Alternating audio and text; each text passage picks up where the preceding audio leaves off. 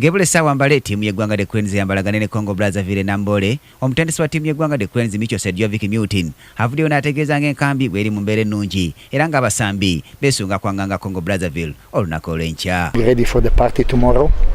We have done anything what we could and can in order to make players theoretically aware about the strengths and weaknesses of the opponent.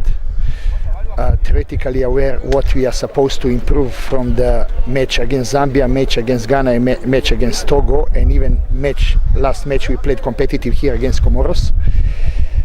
To make players mentally strong to handle whatever it comes, whatever football brings to us tomorrow.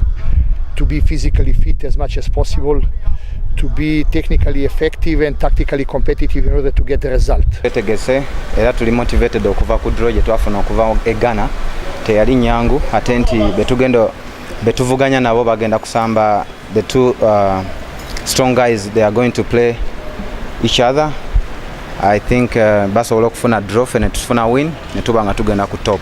Wabula Micho Mwenyamivu olw'omukwasi wa goolo Denis Onyango akakasiddwa nga batagenda kusamba mpira guno olw'obuvune bw'alina. In absence of Denis Onyango, we shall triple our efforts in order to protect our goal and do the important job to have iron defense, creative build-up and sharp attack that will make us score the goal and goals and looking forward to win. Denis Onyango yafuna obuvune ng'akwatira kilabu ye ya Mamelodi Sundowns gy'asambiramu omupiira gwe gw'ensimbi bwe yali ewangula ekikopo ky'amakilabu ga Africa.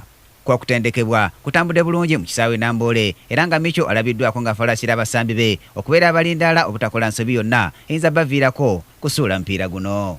Cranes emaze okutendekebwa Nambole ku ssaawa 10 zennyini oluvannyuma ttiimu ya Congo Brazzaville ne yeesogga ekisaawe kino kyennyini eky'e Nambole naye okutendekebwa.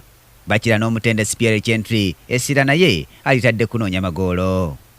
Mu kwogerako eri bannamawulire omutendesi wa Congo Brazzaville Pierre Chentry yennyamidde olw'embeera y'ebisaawe bya Uganda byagambye nti biri mu mbeera mbi ddala. Kino kiddiridde omukwasi wa ggoolo ya Congo Brazzaville Grildas Muyabi okufumitibwa omusumaali olunaku lw'eggulo bwe babadde batendekebwa mu kisaawe Nakivubo. The injury about our goalkeeper is very important because he is the first goalkeeper.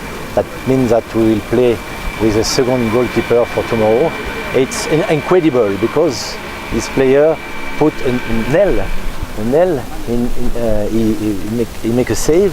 He fall on his back and a nail was on the green and he put the nail on his back.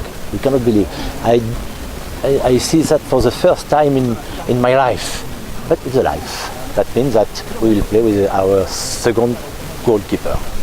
Wabula omutendesi Chentry ategeezezza nti kino si kyamuyigula ttama okuva ku ekyo ekyamuleese bw'ategeezezza nti alina abasambi abamala okwanganga Cranes olunaku olw'enkya. Yesterday we make a training and we made a training and one player have an injury and another player and the goalkeeper also.